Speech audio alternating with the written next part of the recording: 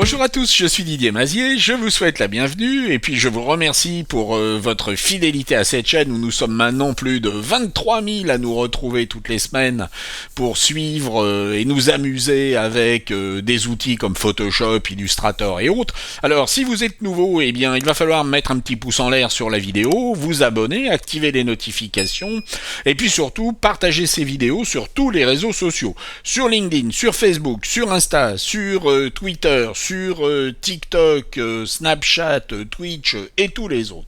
Cette semaine, nous allons nous amuser à simuler un post sur un réseau social de façon à pouvoir travailler ensemble le masquage, c'est-à-dire nous amuser à faire passer notre personnage alternativement devant et derrière les bandeaux. Alors mettons-nous au travail dès à présent. La première chose à faire est d'isoler le sujet du fond.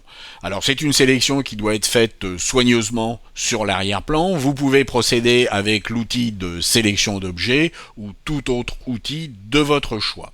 J'ai préparé cette sélection au préalable, je vais donc la récupérer.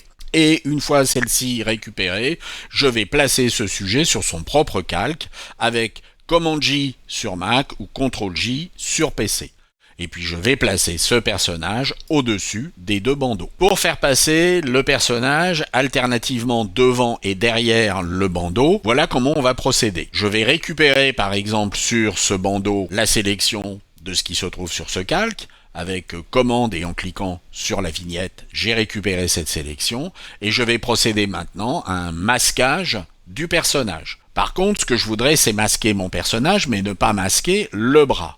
Je vais donc, avec toujours un outil de sélection et puis la touche Option, supprimer ce que je ne veux pas masquer. Et puis je vais créer un masque.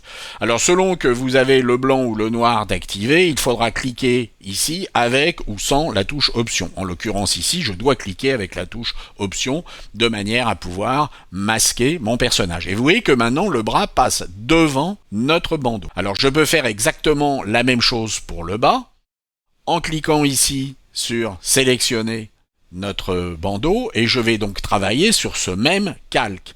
Je vais donc remplir avec du noir, mais ce que je veux, c'est que ceci soit dessous et ceci soit dessus. Il faut donc, avec la touche Option, que je supprime la partie droite de mon image.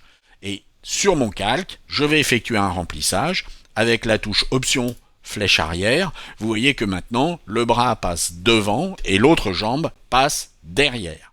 Bien entendu, tout ceci reste à affiner. Vous constatez qu'ici, il y a des éléments de ce personnage qui passe devant. Il faudrait donc sélectionner cette partie et la masquer en peignant en noir sur le masque.